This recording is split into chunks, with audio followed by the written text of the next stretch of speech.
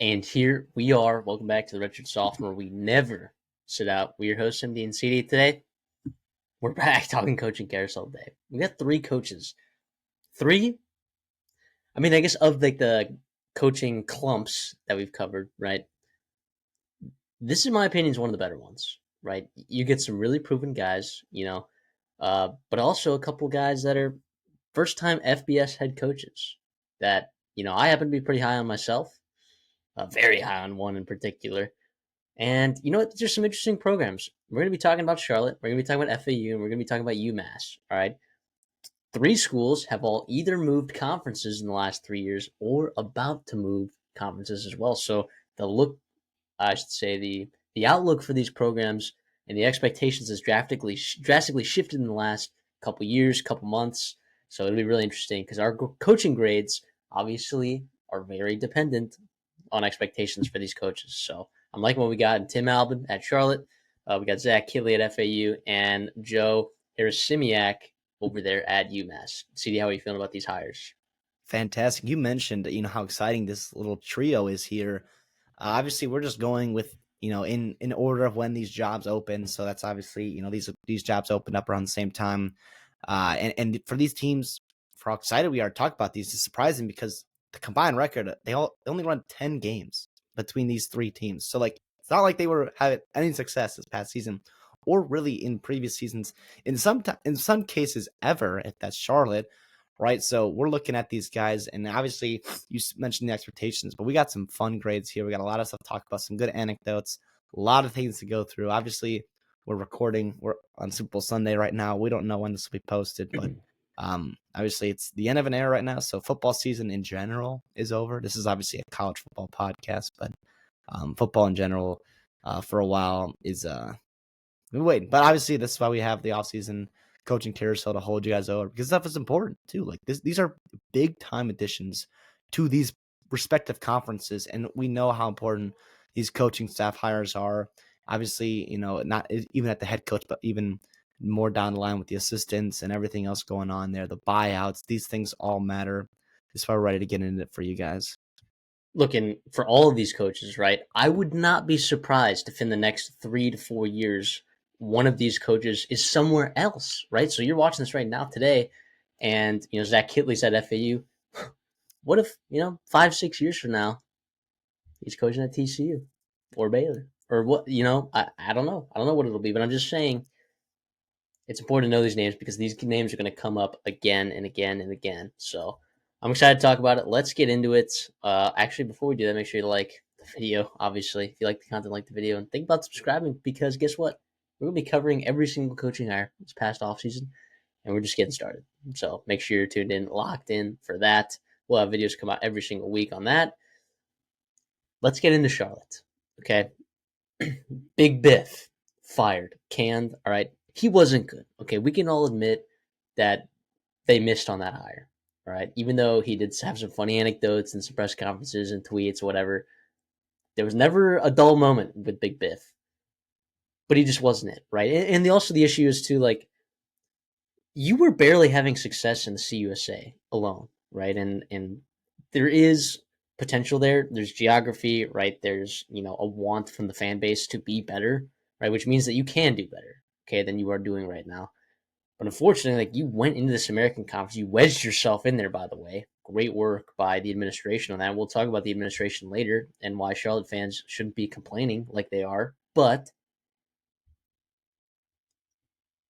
it needs to be better, right? So Big Biff is out. Who's in? Tim Albin, okay? We have talked about this guy relentlessly on this podcast here, okay? Tim Albin is an absolutely fantastic head coach, okay? He was over there at Ohio, and if you know anything about Ohio football, okay, you probably remember the last couple of years, you're like, dang, yeah, they are pretty good. They were a wagon. They were winning games. They were winning 10 games, 3 straight seasons with 10-plus wins. And not only that, you added a MAC Conference Championship game win, okay, the first in their program's history, right? The MAC championship game's been around since 1977. That is the first, okay, of their entire program's history. The only other teams in the MAC that hadn't won up until that point are Kent State and Eastern Michigan, right? Two bottom feeders in that conference, okay? They lost 5 other conference championship appearances. This MAC championship, too, was a blowout. It was the largest margin of victory of any MAC championship game. It also they had the most first downs that they got offensively than any other team in MAC championship history, and then they also allowed the fewest yards and the fewest points of any team in a MAC championship game. This was a fantastic team. This was something that Tim Albin, a program he had built for, I mean, the last 4 or 5 years. He just won games with them, right? He just won games. In Ohio, right? In the MAC, we talk about teams that, don't necessarily have a lot of resources. I wouldn't put Ohio in that category, but they're not in the upper category, right? With the Miami Ohio's, the Toledo's, right? They're not in that big spender category. He just won games, okay? In Charlotte, okay? As much as you guys like to think you're big spenders, okay? You're not right now, okay? You are, I know, getting renovations on your stadium. That's a huge step, right? I know NIL is figuring itself out, okay?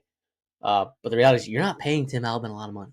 He's getting $900,000 to come to Charlotte, which is the second smallest contract. And actually, I'll say second, but we don't know what Scott Abel's getting at Rice. He could be getting more than $900,000. In that case, Probably not, but probably probably not. close to that But if number. he is getting more than that, then that means that Tim Albin is the least paid head coach in the American Conference, right? So I guess if I was Mike Hill in this situation, okay, who just whiffed on your last two hires, right? Just whiffed bad. And I know fans are upset, okay? You go get a guy, okay, that wins with less. That is what Tim Albin has done. That's been his MO, okay? And I think this was a fantastic hire. Do you agree with me?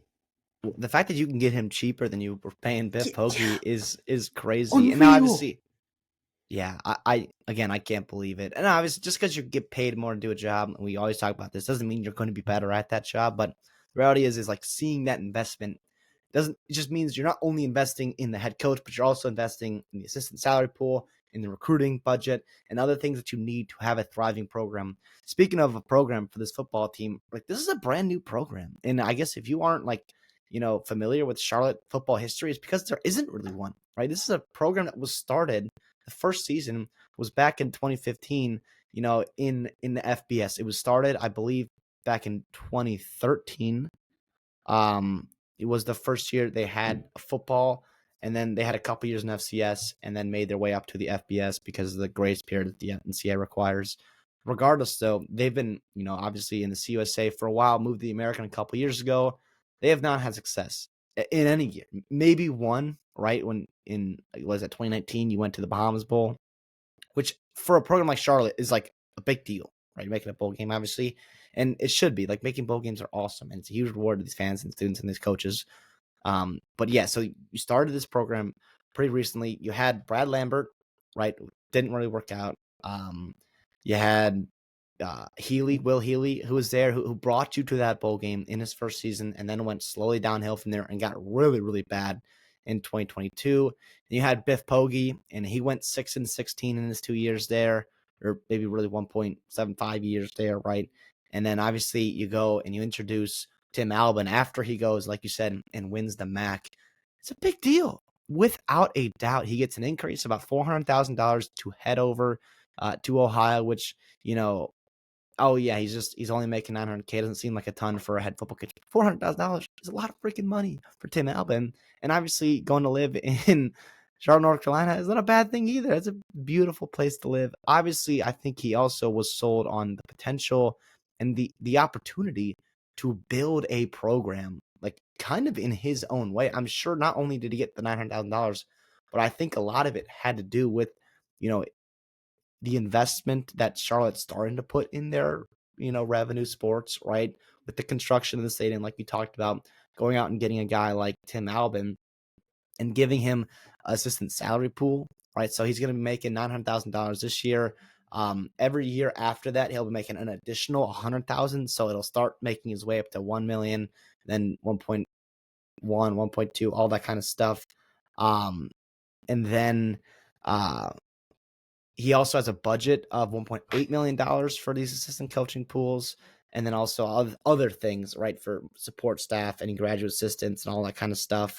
And that's also with the fact that Charlotte has to buy out Albin's contract at Ohio, and then also, yeah. So it it's not a jaw-dropping contract. It's not one that's like, whoa, where did this money come from Charlotte? But the reality is it's a good step in the direction, right? It's the opportunity to put yourself in a room to land a guy like Tim Albin, who's going to be able to, I think, absolutely elevate your program, because the reality is the expectation's not that high. And if he can make a bowl game, right, in the first couple of years he's there, like that's a great thing. That's a great thing for Charlotte. And we talked about this too, like being the American. Yes, the Americans a much better conference than the USA, and it's a better conference than the MAC. But it's making a bowl game. There are a lot of bottom feeders in the American right now. Some of those programs are getting new coaches and might be getting better. Right, we talked about some of those schools. We talked about Rice. We talked about East Carolina, right, and now we're in Charlotte. So if you have those three teams at the bottom, getting better coached, better run programs, it might be harder to just pick on some of those schools. But like we said, there's opportunity in the American without a doubt. Yeah, the stadium renovations, you talked about them investing in their revenue sports. Okay, uh, Mike Hill, I'm going to defend him. All right, real quick, I'm going to defend him. I know Charlotte fans are pissed. I know Charlotte fans didn't want him to be the one who hires the next, football or basketball head coach for that matter after Ron Sanchez left. But Mike Hill, okay, he's not from the Scott Strickland tree like people believe. He was at Florida for 23 years before Scott Strickland even stepped foot on Florida, and that place started tanking. Okay, I know you're not happy because he hasn't been doing well in the revenue sports, but really that just takes investment. And then, like Charlotte fans are concerned, good hires. Okay, we believe here that Tim Albin's a good hire. Okay, don't trick yourself into believing that like some failed Power Five head coach, right? You could just hire like a big name, right? Like that, and then it's just going to fix everything. That's not how it works.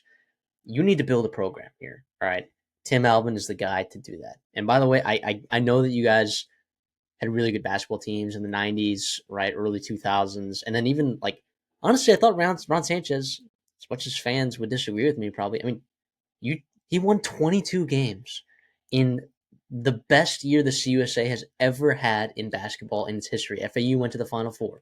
You had North Texas and UAB playing for the NIT championship, but then Charlotte won the CBI itself. You had a ridiculous conference, for talent there, and you won 22 games. By the way, more than Bill Lutz did in 90% of his seasons there when he was rolling in the 90s and 2000s.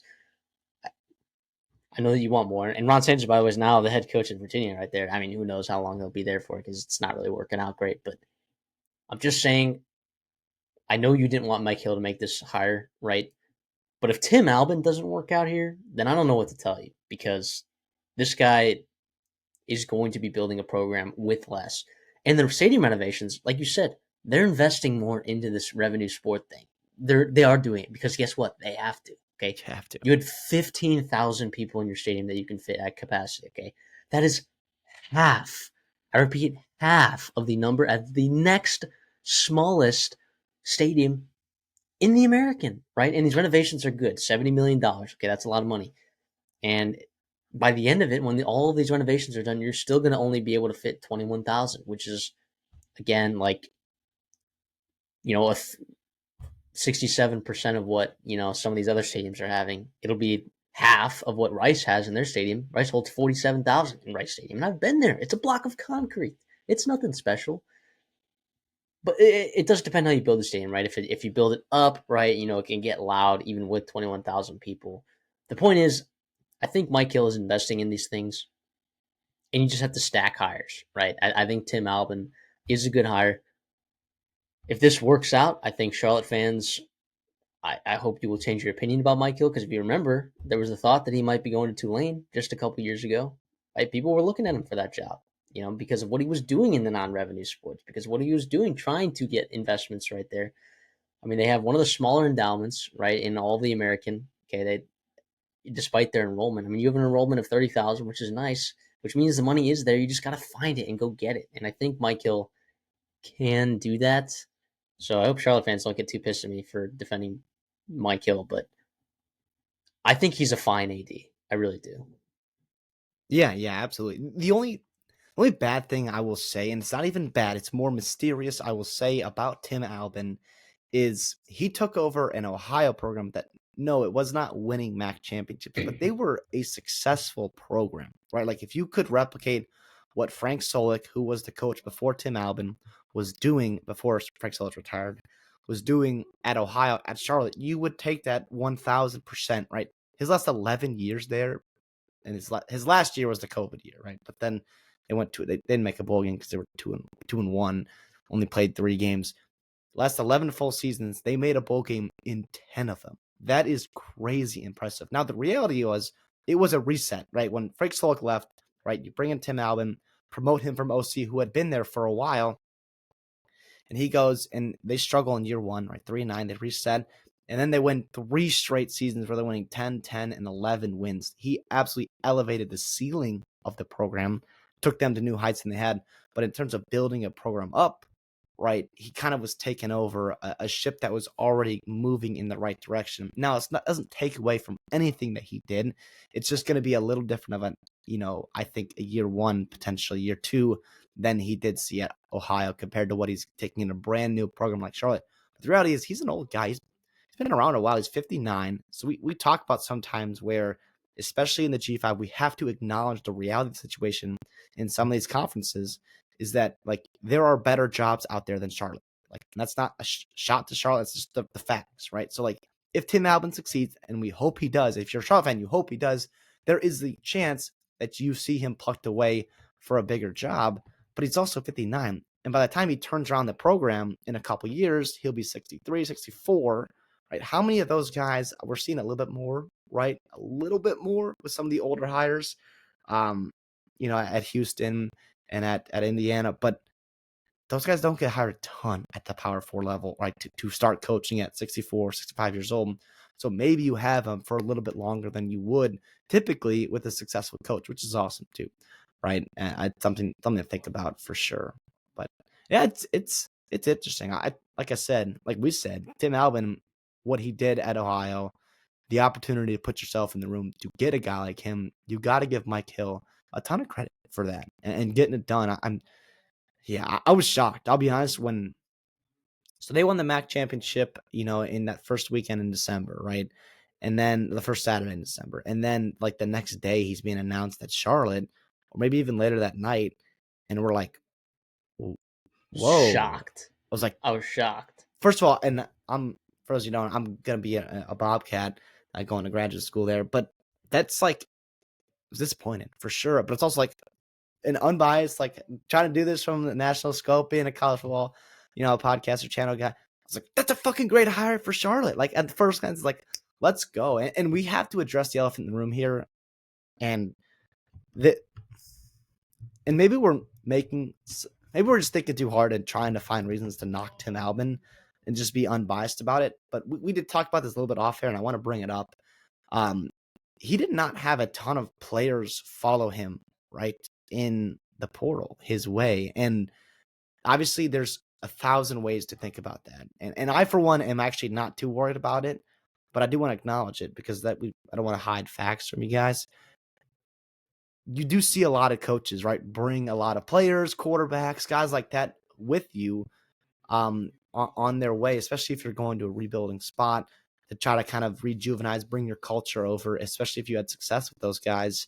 And they didn't. And part of that, I think, was a testament to Ohio's culture there. They also promoted from within. That's a big deal because this new staff coming in for Ohio is not a new staff. It's a promotion for a lot of these guys. Now he's bringing over a couple position coaches that have worked with him at Ohio. So no surprise there, but it's just, I think it's something interesting because, you see him have so much success there. And then all of a sudden, like, no one's really leaving him. And maybe it was the way he left after they won a MAC championship and then he left right away to go to Charlotte. And maybe ruffled some feathers there. And that's just the reality of the business that is college football today. So you can't really blame Albin or avoid that, with the way the schedule works out. But it's interesting. I want to hear your thoughts on that because I know you were pretty curious about that, beforehand. Yeah, I think I'm a little bit more concerned about that than you. And again, this is all speculation. So, like, really, it's not fair for us to be, knocking him for this, at all. But it's just addressing the problem. Yeah, addressing and the situation. I'll let you talk about his staff in a little bit. But he did bring a decent amount of staff from Ohio, like a decent amount, right? Like most on the defensive side of the football. and he did bring over two linebackers, right? Two of the linebackers, now they're like freshmen, sophomores, or whatever. They're two guys from Ohio that are coming to Charlotte in the transfer portal, and I don't know if it's because Tim Albin just told people like, "Hey, if you go into the portal before playing this bowl game, then I'm not taking you," Yeah. right? Which It they could had have been one of the. zero players in the. We talked about that. And Yep, that was part of the reason why we were absolutely on Ohio, and they ended up actually pushing, but they won, but they ended up pushing. they should But not yeah, have pushed. They should have covered. It was stupid. But anyways, uh, the point of me saying that is just like we don't know what the situation was or like why he's not taking players. It could be that he just like for some reason thinks that even though Ohio would have put in a spanking on Charlotte this year, probably I don't know. It could have been that he didn't think that they were ready, to move. Like maybe he didn't want to take certain players. I don't know what it was. Or again, like you said, maybe it's a credit to the culture that Brian Smith had established. It's clear that players love him, right? It's yeah, clear that like he was a huge reason that they were that successful in those 3 years, right? That they won 10 games. Brian Smith was there for all of them, right? yeah. So it could have been also uh, a result of the staff that Tim Albin hired there, and to their credit, that they're so good that them staying there, some of those guys in the offensive side of football, it convinced a lot of people to still buy into that program for Ohio. Now, it is weird that you brought over your recruiting coordinator from Ohio and you still didn't bring over a bunch of people. So I don't know. I thought that was funny. I thought it was weird. Maybe we look back on this in like 3 or 4 years and we're like, oh, that is interesting. But I have this hire graded, and we'll talk about it after you talk about your stuff. I have this graded as one of the highest graded hires that we've talked about so far. Yeah, For real. like you said, it's not. I don't think it's a knock at all. I think it's more just something to address, and I thought we did a good job of that. Because like you said, it is speculation. Most of this video is not speculation. It's just like we're giving you a cold hard facts. Here's how we feel about it. Boom. That's like total speculation. It's not to knock anyone involved. It's just like a little bit interesting when you see in today's game where you don't see a mass exodus after a coach leaves, and it's like, well, is that why is that? Right? I think part of it too is, like you said, they all played in that bowl game. And I think that had a lot to do with team culture, which Tim Albin helped build, by the way. Right. So even if it was like not all his fault that they all played in the bowl game, it was that culture that he helped build, and was responsible for as the head coach of Ohio. And also, too, like I think humans are reactionary. 18 to 22-year-olds are reactionary, emotional kids, right? So like if your coach leaves, a lot of times you're just I'm just gonna jump at the portal because that's all I gotta do, right? Some agent's telling me I can make this amount. Parker Navarro can go here, or the defensive lineman, Bradley Weaver can go here, whatever, right? So I think that part of that is maybe in some of that. But and also too, like a couple weeks later, after it settles down and you go to your bowl game and you have a great bowl game and you win and you're reminded why you love Ohio and the university you're playing for, and then maybe you don't enter the portal, or as many of them enter the portal. So that I think it's just right. We just want to talk about it. Obviously, yeah, we've said way too much about that. Let's get into the coaching staff. So Tim Albin is bringing. I thought he assembled a pretty solid staff here, and I'll get into the offense right here. I like it. The I like the staff. Yeah, so the OC is going to be Todd Fitch. He's also going to be the assistant head coach and the quarterbacks coach. Interesting thing there is, so not that this really matters. Quick little anecdote is Tim Albin was the OC and the assistant head coach at Ohio before he took over. For that. So I think it's cool that he's keeping a little bit of continuity there as the assistant head coach. The OC he's bringing in is also the assistant head coach. He'll also be coaching QBs there. Fitch will. He was an offensive analyst for LSU, right, the past season, and we know what they did, right, with those guys after they lost a ton of production to the NFL and being able to kind of just plug and play a lot of players, and then Ohio State the past 3 years. So obviously there'll be a dramatic step down in talent, right, that he's working with, but we've also seen him connected to Mike Denbrock. Not Mike. Excuse me, not Mike Denbrock. The OC for LSU it was Mike. Who? Am I tripping right now? Mike Denbrock's at Notre Dame. Yeah, I don't know. Yeah, so Brian Kelly and the OC at Talking LSU. about Joe Sloan.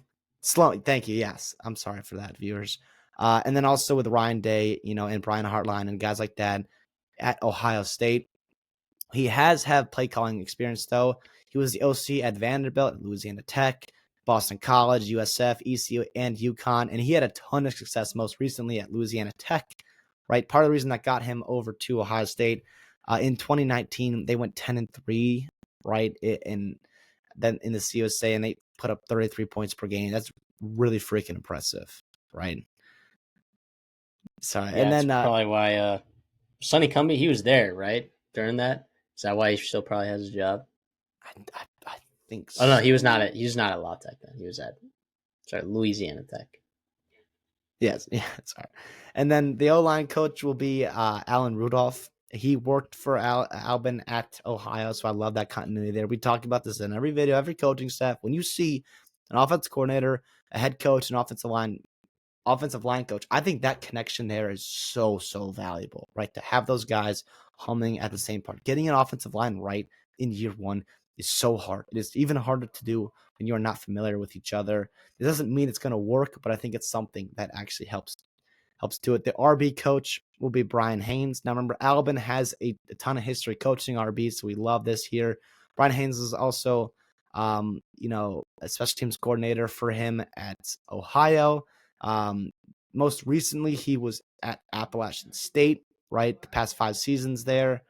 He coached, Amani Marshall, Nate Noel, Kane Roberts, right? So he's got that connection to North Carolina. Also has that special teams um, coordinator title at App State as well. So he's familiar there. The tight end, Brian Metz, is going to be also coming over from Ohio. He was the recruiting coordinator there. So you brought up the fact that, some of those guys didn't leave with their recruiting coordinator or whatever. Brian Metz was that guy. The wide receiver coach, last of the offense, is going to be Paul Turner.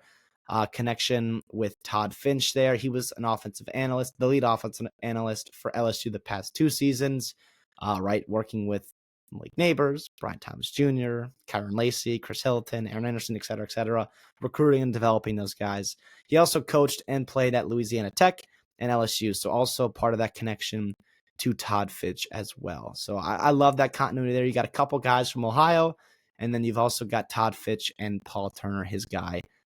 So yeah, like I said, it's a pretty solid staff. I think Tim I was able to put together, especially with the fact that they didn't have a ton of money to go out and get assistant coaches. Like 1.8 is a lot. It was significantly more than it was in the past season.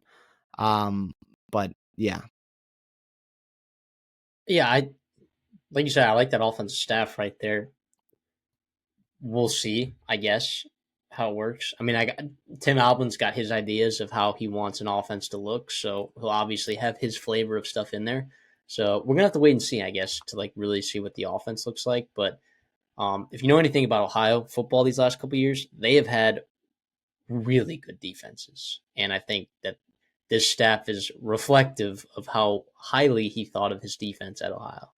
Yeah, absolutely. And real quick, going back to the offense there, he also did have some very good quarterback play, right? So Curtis Rourke, if you remember him from the college football playoffs, and then Parker Navarro is probably the best quarterback in the MAC, right? Especially at the end of the year, the way he was playing. Yeah, I'd And agree with then that. so we'll see how Connor Harrell and Grayson Loftus, how those guys work out. A couple of transfers he's bringing in. I do trust Tim Albin and his staff and his ability to put together a quarterback and an offensive. But you talked about the defense. Let's get into it here. So the DC will be Nate Fans. He has been Ohio's co-defensive coordinator, special teams coach, and linebacker coach before. He's also going to be coaching the LB unit for the interesting thing about him, and I love this. I love cross training in my coaches, especially when you have, that other side of the ball, especially at a younger or lower level of football too. I think that's awesome. So he was on the offense side of the ball at D3 Wisconsin Eau Claire. He also served at his alma mater, Winona State in Minnesota. He spent 9 seasons at Ohio with Tim Albin. So obviously a lot of connection, a lot of familiarity there. Like you said, their defense was one of the best in the country. Most recently, they were top 10 in total defense. They were number 3 in rushing yards. They averaged 90 yards per game on the ground giving up. That is really freaking good. Only 6 programs were under 100. We'll see if that translates. Obviously, I don't expect that kind of success early on, but damn, that's damn near very impressive. The D-line coach will be Kurt Maddox. He will also be the co-defense coordinator, just a title, right? So Nate Fans will be calling plays. Uh, like you said, like I mentioned Bradley Weaver earlier, he was a stud for Ohio. Kurt Maddox obviously, helped develop him into a first team All MAC guy. He also has experience as a defense coordinator, right? So I think that helps with fans. He was the DC of South San Diego State. The defensive tackle coach is going to be David Denham.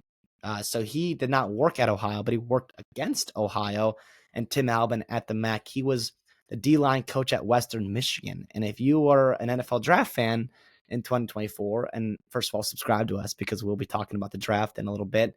But the defensive line for Western Michigan had a field day, right? So you had Braden Fisk, you had Marshawn Nealon, a couple guys that were, previous Bronco alums that pretty damn impressive, right? So that's obviously a fun hire for Albin. Safeties coach is going to be Brian Nardo. Okay, he was the defense coordinator at Oklahoma State, and this was one of the worst defense, if not the worst defense in all of college football this past season. They were actually pretty damn good in 2023, right? They made it to the Big 12 championship game. Before that, he was the DC at Gannon University. I remember that was a big talking point when they hired him. I mean, he was good with Jim Knowles' players, you know. Yes, and so obviously he's significant step down going from Big 12 defense coordinator down to, your position coach, right, for Charlotte. And not to discredit him at all, but that's the reality. After you have a season like that, like you're not going to be a hot command in coaching staff. I do like the fact that you have a lot of guys who have experience calling plays for him on that side of the football. And then the cornerbacks coach will be Trey Bell. Most recently was at West Virginia as a defensive analyst, obviously working with that secondary most often. He was also a GA at Florida State and Mississippi State, and he played at Vanderbilt and UConn in college. So that's the defense side of the ball, and obviously you talked about it earlier. This is Ohio Part 2, right? You're bringing over a lot of guys from that staff, and if you are a I almost said Bobcat. If you are a Charlotte fan, right, the 49ers, I think you could be pretty happy about the staff that Tim Albin was able to assemble in year one, and the fact that he's able to bring over some very qualified, very successful guys from his tenure at Auburn or at Ohio. Excuse me.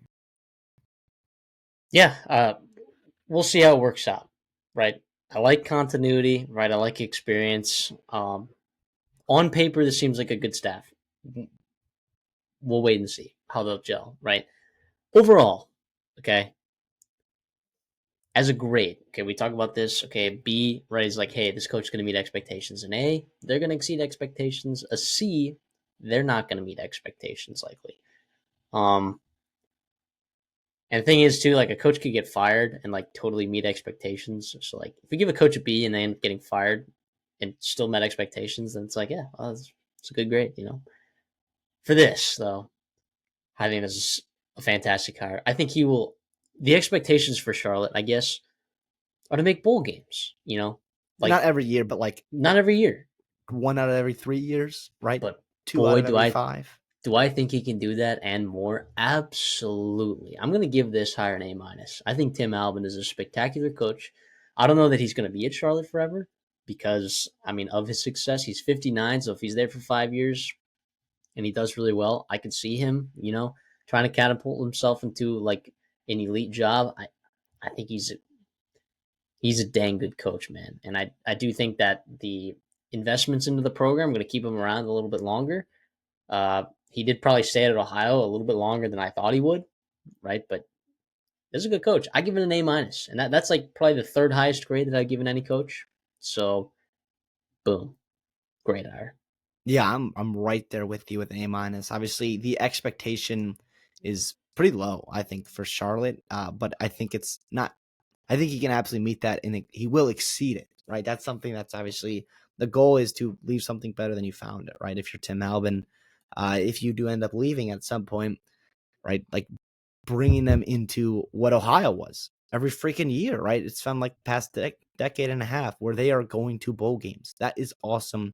Helps you, be able to fundraise for this new stadium. Helps you be able to fill your stadium when they do have that in conference play. I look at the coaches around the American and I see 4, right? I see Jeff Monken, Ryan Silverfield, John Summerall, and probably Jeff Traylor or Eric Morris, maybe one, if not both, of guys that I know are probably better, if not for sure better than Tim Albin. Everyone else, I think, and we'll see how it works out. Obviously, it's going to be a change going to the American, going to a new school, all that kind of stuff. But you want to talk about if you could just redraft coaches, right, in the American, I think he's going in that upper half. And that's freaking awesome. First of all, you're getting him at a discount, right? And you also have a spot where, you have a chance to really, raise the floor of your program, which I think is what Tim Albin will do for the 49ers here. Let's stay in the American though. Let's talk about FAU then. Okay, let's move on. FAU hires Zach Kittley.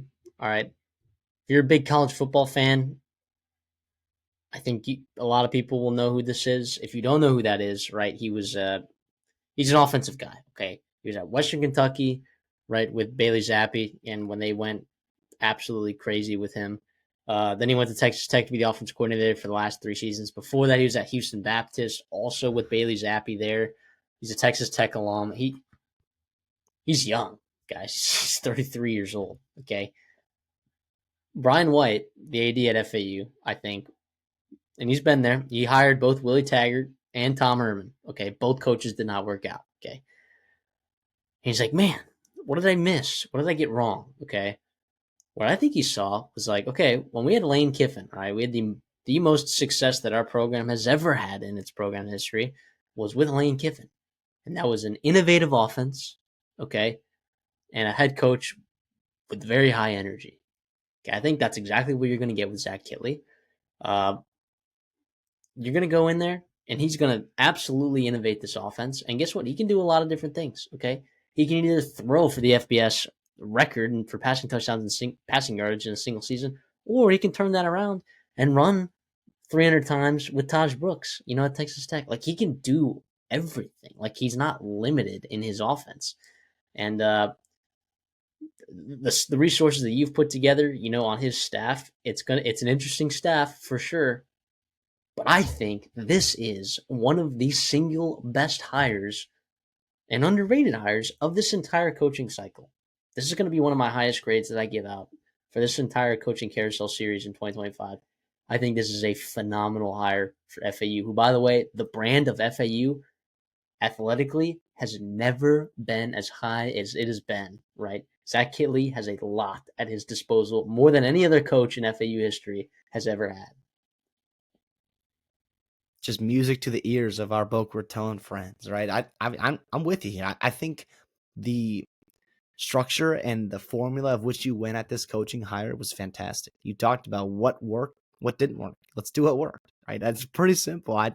It's made a lot of people a lot of money. It's what most successful businesses do, right? Obviously figuring out what you do well, what works at your program, and also the state of Florida has a ton of talent, right? Boca Raton is in a very successful area in spots where you can drive 3-4 hours, no more than that, and find a ton of really good talent.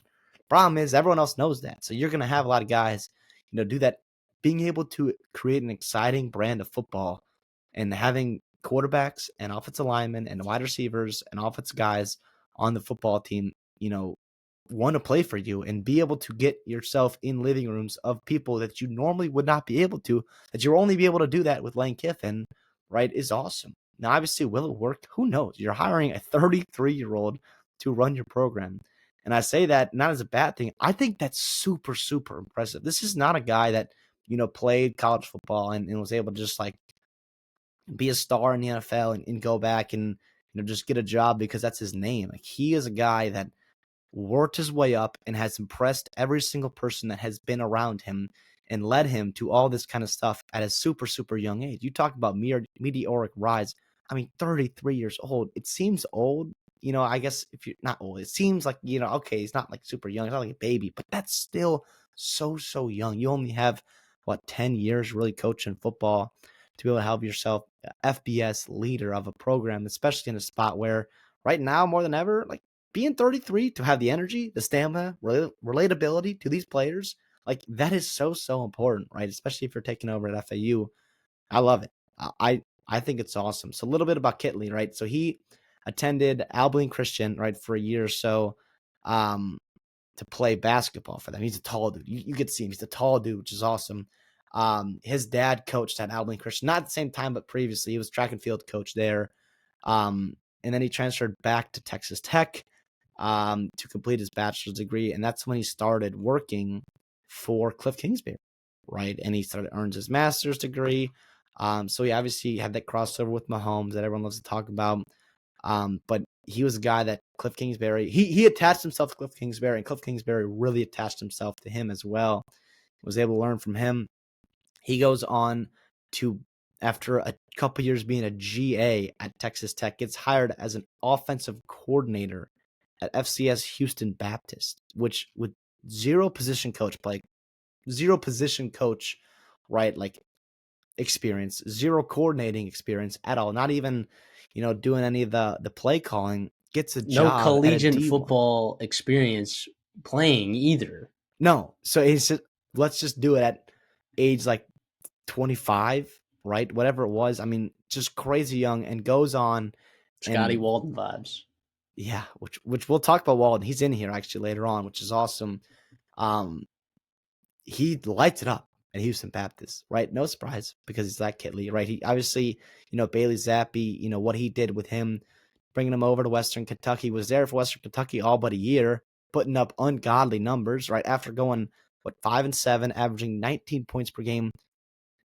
They almost, like doubled their offense, right? Averaging over 30 points per game. I mean, it was crazy. The instant change. And obviously it helps having a legit NFL quarterback on your team playing in the CUSA, obviously. But so you FAU fans, you remember that. You were in the CUSA back then with Willie Taggart.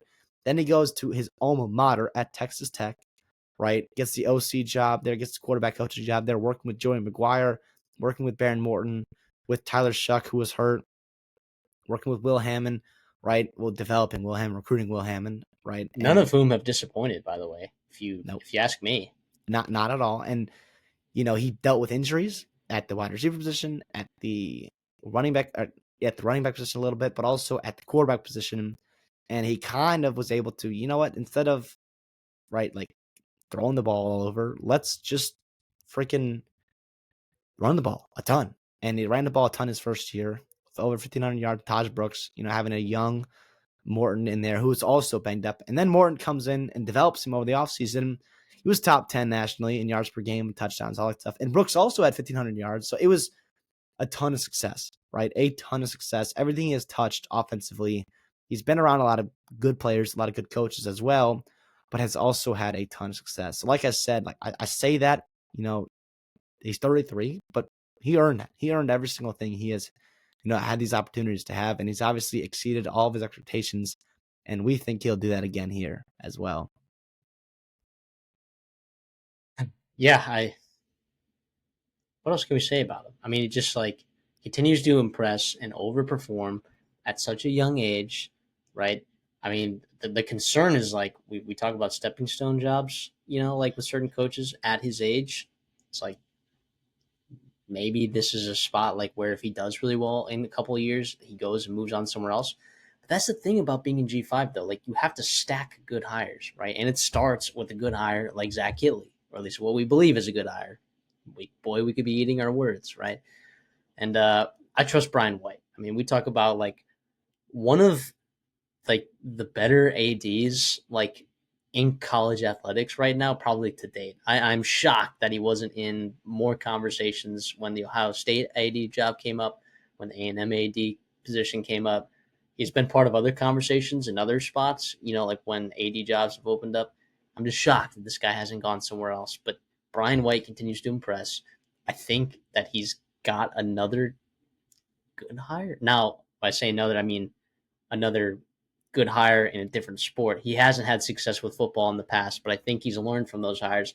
And I gotta believe that Zach Kitley's going to do some good things here, man. I gotta believe it. And in this new American Conference, where you have a chance to compete at the upper echelon of this conference, like you have a chance to compete for American titles. Okay, you do. You don't have as many resources as Memphis. I'm not saying every single year you're going to be neck and neck with the Tigers, or Tulane or like whoever it is, like but there may be some years that Zach Kittley generates you an explosive offense. You get a beneficial schedule. And then when you're talking about American championships, that's when you're talking about college football playoffs as well. Like some of those Lane Kiffin teams that he had would have been in the conversations, right? They weren't fantastic on the defensive side of the football. That's going to be the challenge for Zach Kittley. Can he hire defensive staff? That's good. I don't know if he's done that, right? It's probably the only reason that I didn't give him an even higher grade, than I did give him, which is already basically, not to spoil this, but if people have watched our Bronco Mendenhall video, I have Bronco Mendenhall and Zach Kittley like way up there at the top in terms of the coaches that we've already covered. So I'm a big fan of this. I guess I'll let you talk about the staff. Well, real quick, let's get into his contract. So it's a 5-year Good point. deal. He's gonna be making $1 million and then an extra 100,000 every year after that. So 1.1, 1.2, et cetera, et cetera. So the total salary with all the bonuses and everything else is gonna be about $6 million over the 5 years, which sounds like a ton of money, and it is. To be 33 and to be a millionaire, goddamn, that's amazing. Good for him and his family. And you also get to live in Boca Raton, right? Football in paradise, as they call it. But he was making $850,000 at Texas Tech, right? Texas Tech is not broke at all athletically, and they could have matched that or come damn near very close to it if they wanted to. That 1 million, that 7-figure mark for Kittley. He wanted to come to Florida Atlantic. He wanted this opportunity. Like you said, yes, it might be a stepping stone job. And again, that's just the reality of it. But would you trade those Lane Kiffin years? Like everyone, Lane Kiffin, yeah, he was looking on that first ticket out of there, and he went to Ole Miss and is having crazy success. But that's, like you said, you stack coaches. You get a Lane Kiffin, and then you hire some other good coach. And you missed on Taggart, you missed on Herman. You hit on Kittley here.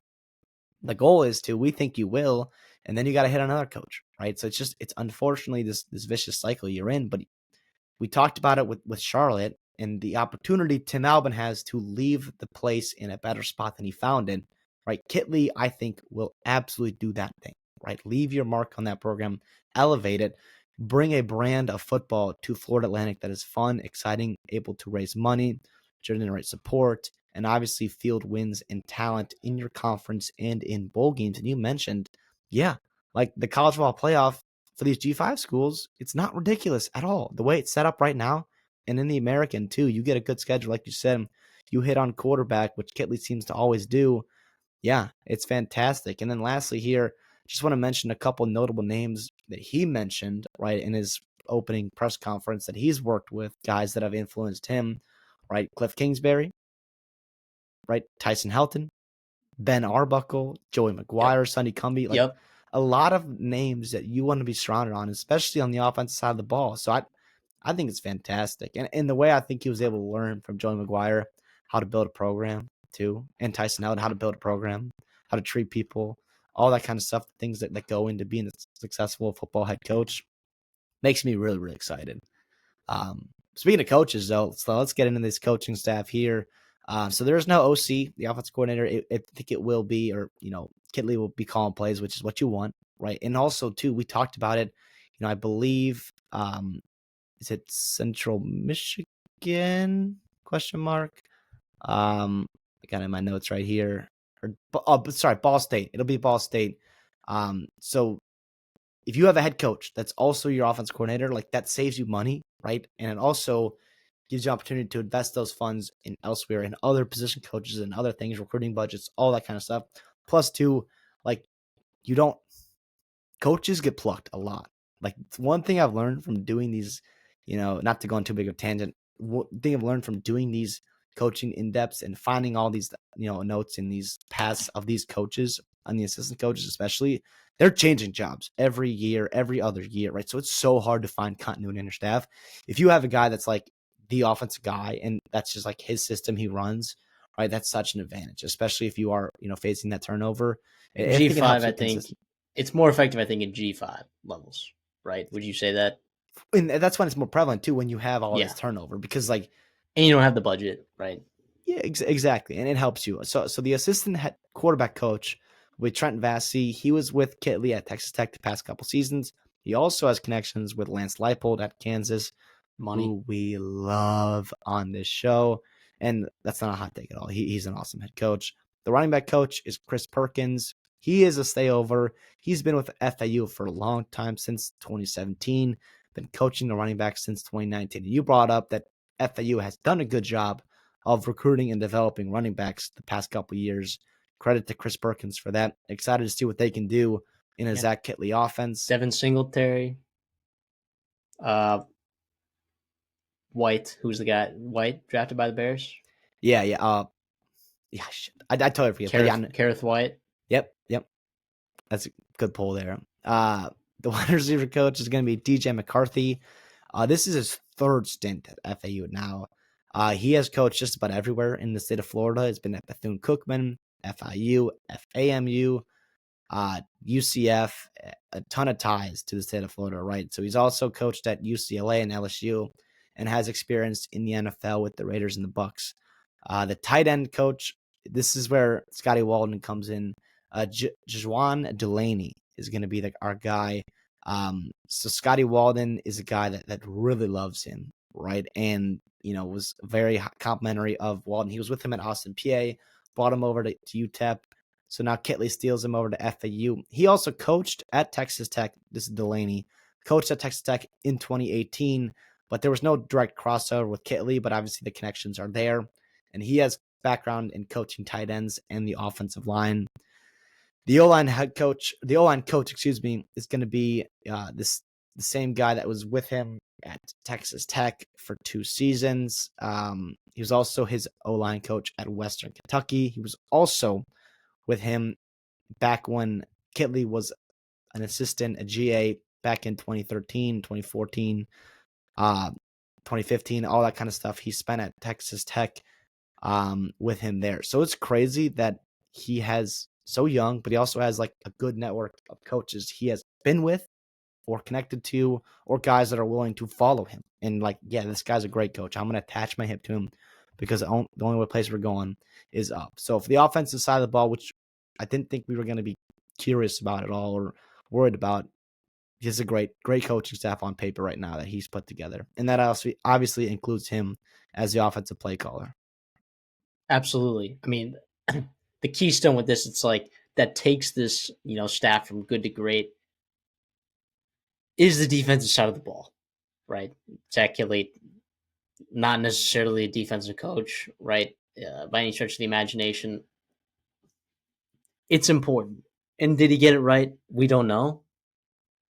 I'll let you talk about him, but if there was anything that scares me about this hire, it would be probably the defensive staff that he's put together. Because he has to nail it. Because you expect him to at least get one side of the ball right with his offense. Now, offense in the American Conference, and I hope that people would agree with me in the comments, offense is a lot more important than defense. You can get away with not having a great defense in the American.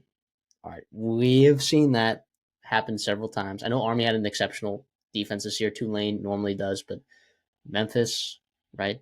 I guess SMU had some good defenses thrown in there, right, when they were playing pretty well in this conference. Cincinnati had some really good defenses, but I think in recent years you can get away with it, right? Not that you might not win a conference championship, but you can get away with it.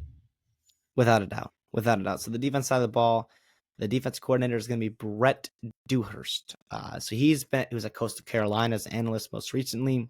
Before that, he was at Mississippi State under Zach Arnett, right? So say what you want about Zach Arnett as a head coach.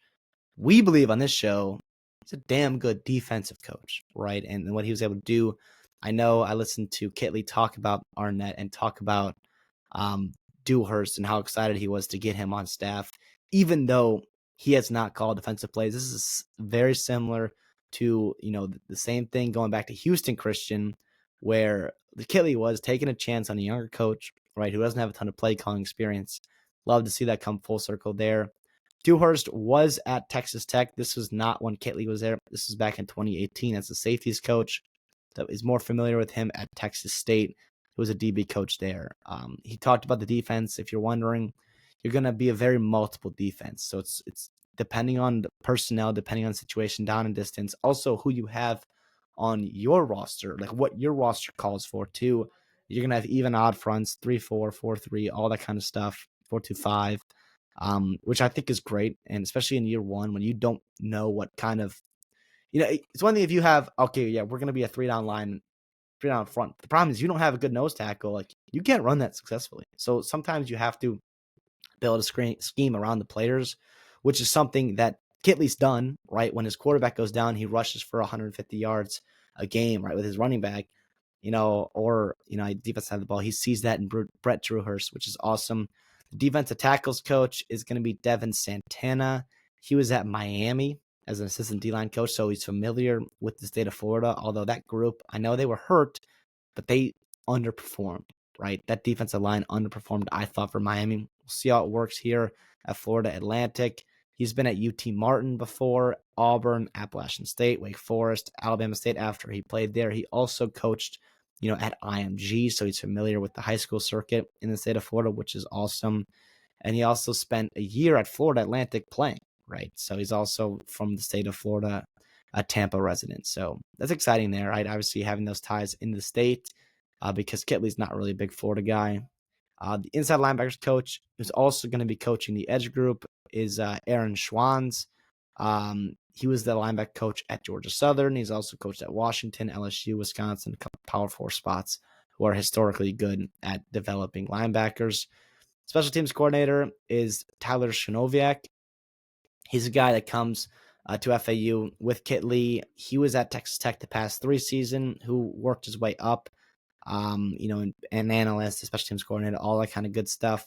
He was also with him at Houston Baptist, right? So all the way back. He was a special teams coordinator and running backs coach. So he worked pretty closely with Kitley back at Houston Baptist. So that's pretty good.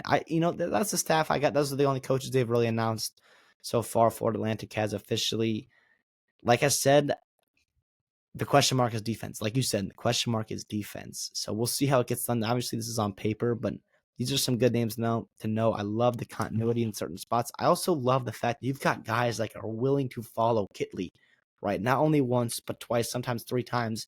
We talked about that in the transfer portal too, where you have a coach that recruits a guy out of high school and he takes him once, and then he has opportunity to work with him, meet with him, see how he's developing, and then that kid jumps in the portal and you get to recruit him again. You recruit a guy a second, third time.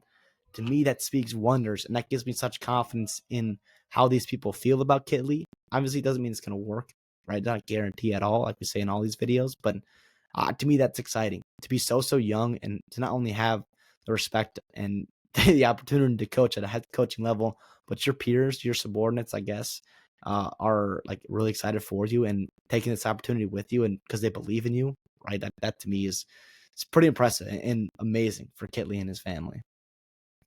A lot of young guys on there, though. You know, Yep. a lot of young guys. So, and that can be a good thing. It can be a bad thing. We don't know. I like talking about coaching staffs because it's hard to see like how they're going to gel, in the future. But we can usually identify like a good coaching staff. I'm not sure if I'm ready to say that this is a good coaching staff that I'm surrounded with, but I trust him on the offensive side of the football, like you said, to get things right. I do have concerns about that defense, right? I do. Dewhurst is a risk for sure at It is. DC. Now So, but we'll he's see. yeah. They joked. You talked about how young the staff is. They joked about it because right, this is a whirlwind happens with the way the college football schedule is. Like you get hired, you hire Zach Kitley, right? And then you got to put together a staff, and you're having these guys move down to Boca Raton. But the problem is like they're getting set up in like these hotels or these spots. So, and they're waiting for their families to move too. It's not just like an instant, oh, we're just gonna pick up and leave and whatever. Like this stuff, the reality, life sets in. Like stuff takes time to happen. So they were joking about living in a frat house together, basically, where it's a big Airbnb and they got all these young coaches that are hanging out. And they Yeah, talked about they talked about like that can be an opportunity where you grow together. And obviously, you know, building that culture, building that continuity and connection and all that stuff. I think it's fantastic. And just a little fun anecdote. I agree. So, given the grade, all right, I talked about this being one of the highest grades I'm ready to give out so far, and the coaches that we talked about. I'm giving it an A. I'm giving it a flat out A, right? An A is he's exceeding expectations. A B is he's meeting expectations. A C is he's not meeting expectations. What are the expectations for FAU, right? Like, you haven't made a lot of bowl games recently, right? Is that the expectation? I think the expectation of the program and the trajectory, it's like, okay, we can build up to being able to compete every single year, right? maybe that's the long-term expectation of fans. But I think like a bowl game, every other year, every 3 years, I think like that's meeting expectations. And he could get fired for doing that, which I think would be ridiculous. But because of the way that boosters work, they need to see more and more and more and more to donate more money. So sometimes you have to move off a guy, even if he's meeting expectations. But I think he exceeds expectations, and I think he gets hired away in a couple of years here to somewhere a little bit bigger. And he's a stud. I'm giving this an A, my tied for the highest grade that I've given any coach so far. Yeah, to me, this is the most exciting. And by the way, that's crazy. Like, we don't give out A's here. Like Bronco Mendenhall, No, I know. Like if you haven't watched college football recently, like who's Bronco Mendenhall, and like no, that's a fucking amazing hire, right? That and we is, said it last year. We gave last year an A, and he gets hired away the next year to a bigger program. The yeah. next year. You talk about like, and it's all also not only expectations of like if you're going to meet your school, but you also have to realize like they can't go out and get Kirby Smart. They're not going to bring back Nick Saban from retirement. Like, so it's not like you just have your pick of the litter of every coach you want. Like Kitley, to me, is a guy that like probably one of the goddamn best hires you can have, and I think it's fantastic. I'm at a B plus, and the only reason I have reservations about the defense side of the ball.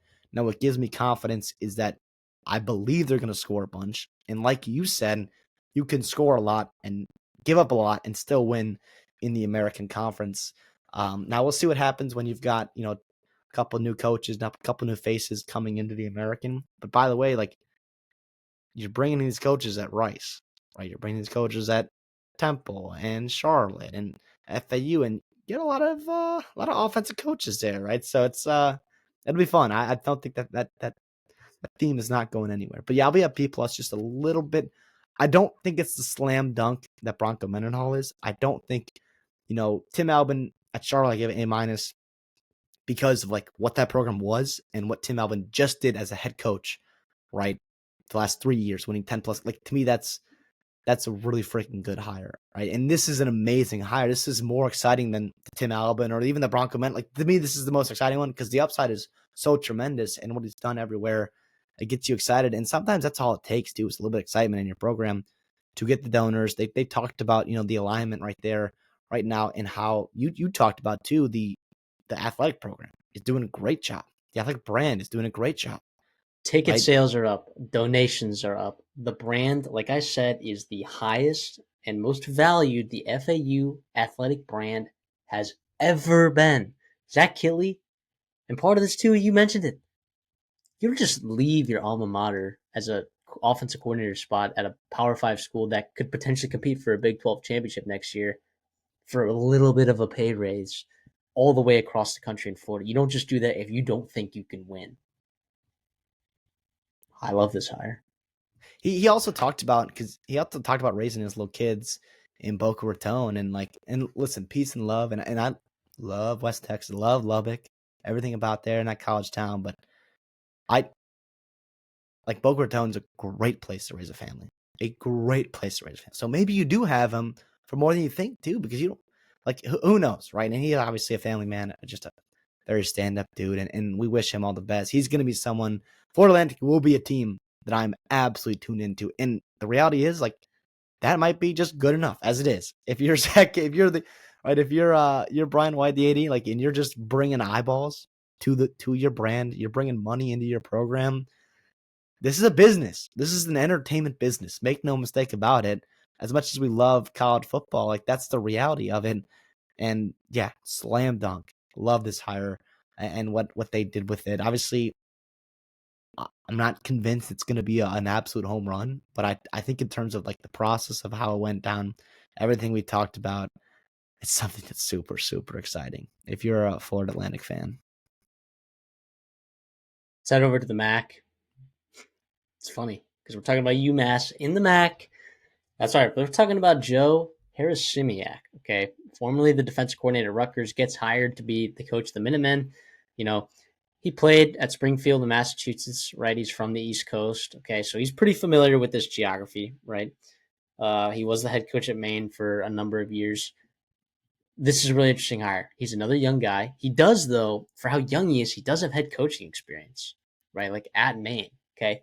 Very different than being a head coach at the FBS level, but he did a good job as the defensive coordinator at Rutgers. He did a good job, when he was at Minnesota. I mean, 2019, I mean, I can remember pretty good safety on the staff of Minnesota. And actually from 2019-21, when he was on that staff, I can remember the name of a couple good safeties, that he had to coach up to the NFL. So And this will recruited be too, really by the interesting way. and Tyler recruited Nubin. Tyler Newton. So this is an interesting hire. I like it. I think it'll be difficult to calibrate what are the actual new expectations now that you're joining the MAC. So that's why it makes my grade a little bit tough, right? So you're going to be spending more money. Like your athletic department's going to be spending more money than most of these schools in the MAC. So in my opinion, the expectations should be pretty high for this UMass team, right? And the reality is, like, yeah, you're going to be spending a lot of money, right? Do you have the infrastructure, right? Do you have the geography? Do you have the resources? Did you get the right coach for all those things to come together and work? I don't know. That's the thing. So I am not as high on this hire, and I don't know. There aren't a ton of hires that would have made me super excited. I think um, Zach Kitley would have probably made me excited here. I mean, Harris Simiak is a good coach, not necessarily an elite offensive mind, right? It'll be interesting, but again, they're going to be spending a lot of money here, right? Ryan Bamford, the athletic director there, he said that they're committed to ramping up their investment in football, and that's part of the reason why he was able to convince their board of regents, like their president, that hey, moving to the MAC is a good idea. Okay, if you look at uh, in terms of revenue spent on football, this past season, Toledo spent the highest in the MAC. They spent $11 million in the football program last year, which is awesome, by the way, for a G5 MAC team to be spending $11 million. UMass spent 11.22. So Toledo spent 11.28. UMass spent 11.22. So the expectation is that you are supposed to be the best, if not one of the best teams in the MAC. All right. That's the expectation. So it makes it tough for me to believe that Harris Simiak is going to meet those expectations. However, I still think he's a good coach, and I do think it's not a bad hire at all. Not at all. And you talk about investment, like the 1.3, 1.4 million annually would put them right at the top. If you took 2024 coaching salaries, right, that USA Today brings out, you look at the MAC, you got Chuck Martin, Jason Candle right there at the top there making 1.3, 1.2 respectively. So it's a big deal. It's a big deal where you're coming from. The irony is he's actually going to make less at UMass than he would staying at Rutgers. He was about to make $1.6 million to be the defense coordinator at Rutgers. We know Rutgers spends money to get their coaches. But the reality is he obviously wanted to be at UMass. He wanted to be a head coach. He loves the Northeast. He's from there. You said he's from New Jersey. He played football in the state of Massachusetts. He's coached at Maine. He coached at Rutgers, right? So he's Northeast, born and bred, obviously. And I think it's interesting. You talk about the investment. Not only Fit is he matters. fit matters. You talk about the investment. Not only is it 1.3, 1.4 million dollars annually, his coaching salary pool it's gonna be 2.7 million. We just talked about Charlotte's coaching pool and how there's 1.8 in the American Conference. You're gonna have a MAC team spending almost $1 million more than that. And his NIL money, I don't know how right they figured this out or what this actually means, but it's going to be about $2 to $3 million per year, which is big time for the MAC, and it's exciting. Obviously, the Minutemen have not had success, and when I say not have success, I mean not made a bowl game, right? The past, right? So it's been bad. It's been really bad, right? Since 2012, they are most wins is 4-8, right, with Mark Whoopi, and then he got out of there, and Don Brown experiment didn't work, and it's been rough. It's been rough, but you got the 38-year-old coming in there trying to rejuvenate that program, and honestly, we talk about recalibrating expectations. Yes, right. Their expectation is to win more games, but you also they went in right and they played like a semi half max schedule this past season. So you played Eastern Michigan, you played Toledo, you played Buffalo, you played Miami, Ohio, you played NIU, right? And the reality is, like, all those programs have like really freaking good coaches, like really good coaches. You talk about Chris Creighton at Eastern Michigan. We talked about Pete him. Lembo. Pete Lembo at Buffalo. You got Jason Candle and what they do there at Toledo, Miami, Ohio. Chuck Martin, you got NIU, and Thomas Hammock, what they did this season.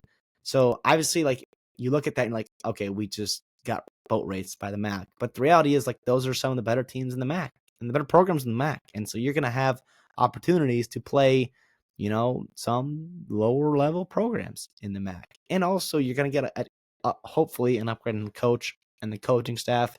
Sounds like a more investment, obviously, in your coaching salary pool, also with your NIL.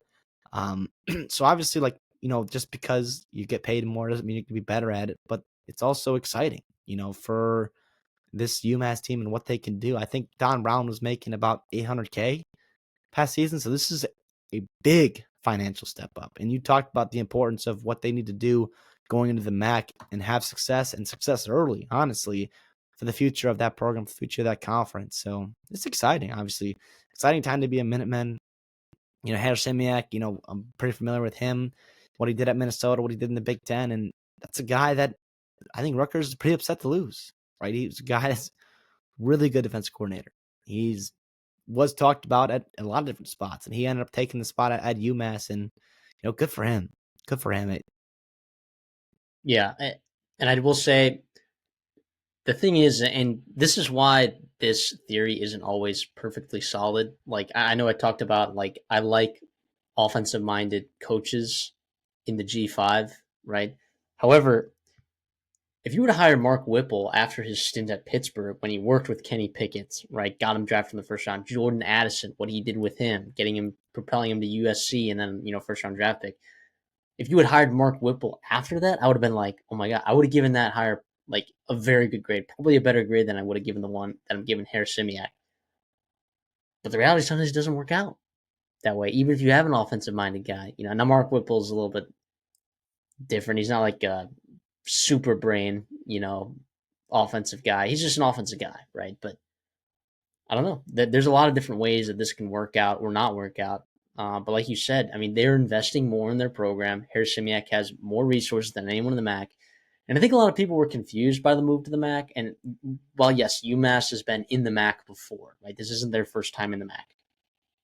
I think it just still confused a lot of people because they thought that maybe that this brand, which has a pretty good brand for like several sports, women's basketball, they've had a good team, maybe not the last couple of years, but you still have a pretty decent brand here that maybe I think people thought, oh, well, if Charlotte's going to the American, like then where's UMass going to end up, right? So maybe the MAC might have been a little bit disappointing for some fans, but uh, I do think that UMass can have a lot of success in the MAC, and they're expected to, right? Like we just said. So I guess I'll let you talk about their coaching staff before we give our final grades because we have been talking for a while about all these coaches. Yeah, yeah. So the coaching staff they're bringing in, the offense coordinator is going to be Mike Bajakian. He coached quarterbacks at Utah this past season. He was the offense coordinator and quarterbacks coach from Northwestern from 2020 to 2023. If you remember that COVID season in 2020, Northwestern had a very successful season, right? They made the Big Ten championship game. He coached in the Northeast before. He was the OC at Boston College. Before that, it was one of the top rushing offenses in the ACC in the whole country, actually, in that season. So that's exciting. Also, to pair with, defensive coach, I think they like to see their offensive coordinator running the football, playing complimentary football, and all that kind of stuff. Also, like learning from Greg Schiano and PJ Fleck, like that's what those guys do as head coaches. Before that, he was in the Yeah. NFL, but the reality is, like, it wasn't just running the football. In the NFL, he was with Jameis Winston in the Bucs, throwing the football over the yard. So I like to see that multiplicity in the offense, leaning into what you do well, and what the personnel kind of calls for is awesome to see. The O-line coach, like I said, this continuity with the OC and O-line is just so important. Kurt Anderson is the guy. He was with Bajakian at Northwestern. He developed some really good offensive linemen there, right? Peter Skronsky going to the NFL. He was also at Arkansas developing really good offensive linemen there with Frank Ragnow and Dan Skipper. So good stuff there from that little duo, the OC and the O-line coach. Wide receiver coach will be Jordan Hogan. He was with the 49ers most recently. He's kind of worked all over in the NFL with the Cardinals, the Ravens, the Bills. He also did coach in college at Colgate, was wide receivers coach there a couple years ago back in 2022. The running back coach, Jeremy Larkin, he was at Youngstown State the past couple seasons. He was also a DB analyst at Notre Dame in 2022. We love the cross training. At least I love the cross training from my offensive position coaches. He also had crossover with Anderson and Bajakian at Northwestern in 2020 and 2022. Love that continuity there, especially with the running game with your O-line, your OC, and your running back coach. That's fantastic. Your tight end coach is going to be Matt Lehman, familiar with him. If you're a UMass fan, he has been there for 4 seasons. This will be his 5th. So the other coaching staff there, we talked about, in a similar but opposite sense with Zach Kitley at FAU, at UMass. Now it's Harasimiak to be the defensive guy. So how important it is for him to nail the offensive coaching staff and have a really good offensive coaching staff.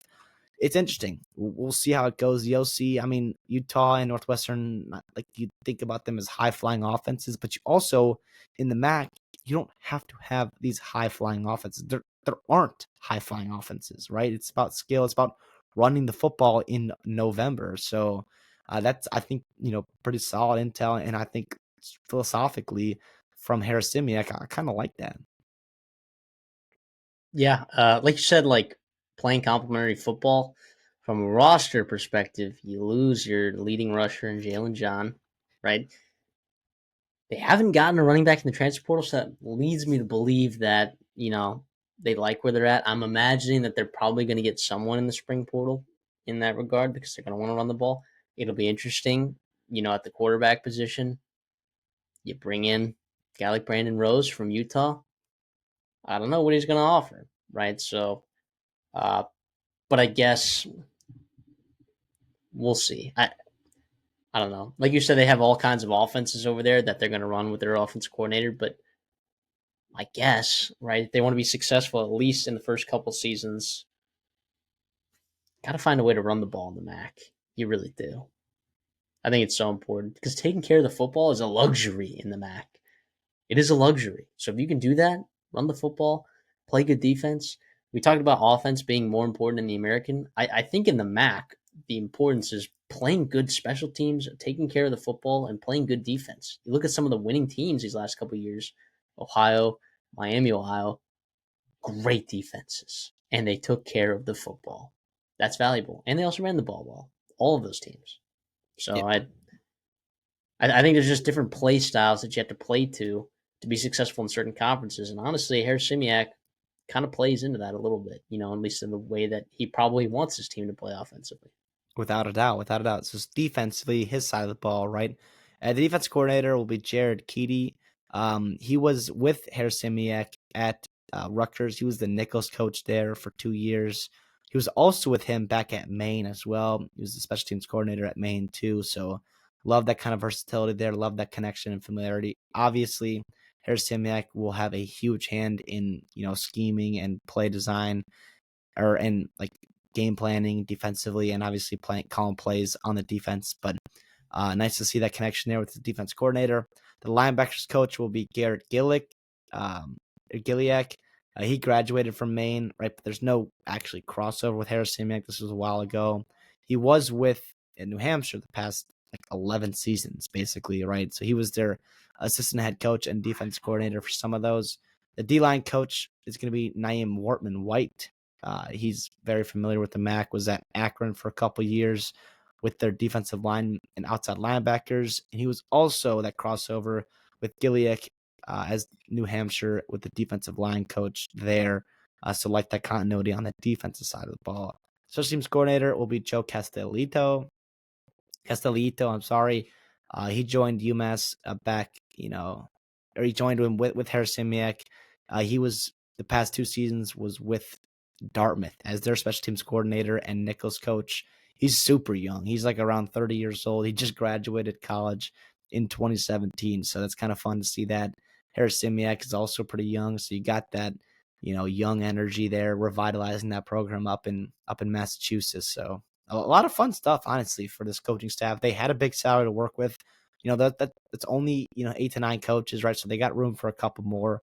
We'll see what they do with those. You're still having dominoes fall across college football with the NFL, getting into their hiring cycle. The New Orleans Saints are about to make another hire, to hire Kellen Moore. So there will be repercussions from that. There will be downfalls. So you will see this coaching cycle keep shuffling and stuff like that. So we'll see what Massachusetts continues to do and choose to fill out their coaching staff. But all in all, right now, I don't hate it at all. I don't hate it at all.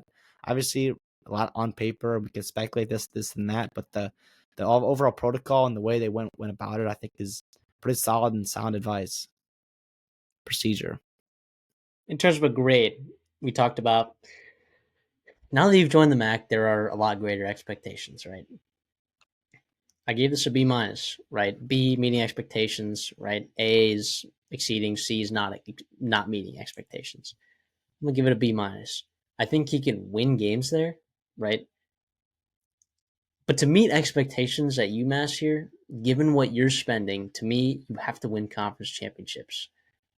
Is Harris Simiak going to do that? Whoa. What do you mean? Whoa, whoa, whoa! If you're going to spend $2.7 million on your infrastructure, surrounding your infrastructure, on your coaching staff, 1.3 and 1.4 million dollars on your head coach, that needs to translate to wins. That has to. There's no reason why it should not. Given because Kent State's not going to get there, Eastern Michigan's not going to get there. Hell, Ohio just won a conference championship, and they spend a fraction of that. A fraction. I guess you're right. I just staring In at terms their of records. I'm staring at their previous records, and I'm like, you're right. I cannot. You're right about that. The expectation. You're right about that. I think he keeps his job. At least in the beginning, if he is making bowl games right early on, 100%. But the expectation, I think, by the time he leaves, if he doesn't, I guess we do talk about that being. I'm sorry, not to interrupt you. We do talk about that being two separate things. The expectation and keeping your job are different things, right? So keeping your job, it depends on the program. Wow. Right? Yes. I guess you're right. Maybe you and I have different expectations, and that's fine. Which is fine. Yeah. And that's going to mean that you just have a higher grade. That's fine. I think we both like him. We both liked him where he was 100%. At Rutgers. B minus is not a bad grade, without doubt. And by the way, like, if the expectation is winning MAC championships, right, and he is a little bit underperforming that, I think you take that all day if you're a UMass fan, as we stand right now, right? I do think if you're administration in there, if you're a booster, if you're writing these checks, and they're falling short of that, I think it could be, it could be frustrating. I will say, I think the expectations are a little bit lower, especially early on. This program is not in good shape, right? They're spending money, which is awesome. That's step one, right? Or a step, right? In one of the foundations of building a program. But I will go B plus, because when I say my expectation is for them, or my expectation would be for Harris Simiak to start competing for bowl games, to start making bowl games, and not be a bottom feeder in the MAC. Have those schedules where sometimes if you're an independent, you either have really easy schedules or you have really tough schedules sometimes. And the way theirs fell this year, it ended up being pretty tough, and you won 2 games, right? So if they were still independent, like my expectation, like my grade probably changes, because the expectation's like, can we win 5 games, which we haven't done in 15 years? It's like my expectation changes, right? But because you're in the MAC and you are spending significantly more money than everyone else, right? And you are a Power 5 DC coming in, my expectations are high.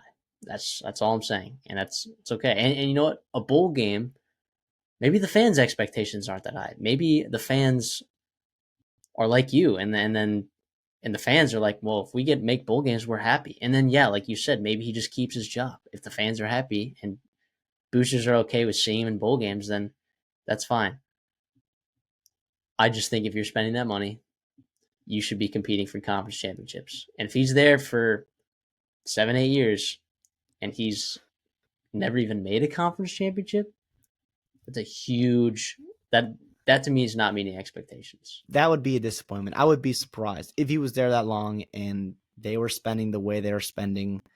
I would assume, that would be a disappointment. So that's it. Thank you guys for tuning in for our coaching carousel. Another part, another 3 coaches down. We're going to continue talking about guys. Honestly, this was like one of our better ones because we are so high on these coaches. I know we ended on a note where I'm like not as high on Harris Simiak as maybe some other people, but Zach Kittley, you know, Tim Albin at Charlotte, and then you get Harris Simiak. Those are 3 good coaches, right? 3 good coaches, 3 programs that I think are better off now than they were just a couple months ago, right? So I'm excited for these. Make sure if you guys like this content, like the video. It's that simple. Really easy rule that we have here. Then also make sure you're subscribed as well so you guys can catch up on other coaches. Make sure you guys go back and watch some of our other coaching videos if you're interested in some coaches in your conference, right? We're going to get to some of the bigger ones, all right? We haven't even touched UCF. We haven't touched North Carolina, right? We haven't touched some of those bigger ones. We'll get there because we're going to get to all of them. So make sure you guys are in for that. CD, anything for us on the way out? No, hope you guys enjoyed it. We had a blast getting to know these coaches, obviously going in deep. Um, like you said, thanks for watching, making sure you're liking and subscribing, all that kind of stuff. We've had a blast doing this, and obviously we're learning a lot. Hopefully you guys are as well, and appreciating the content we're putting out for you. Alrighty. We'll see y'all in the next one.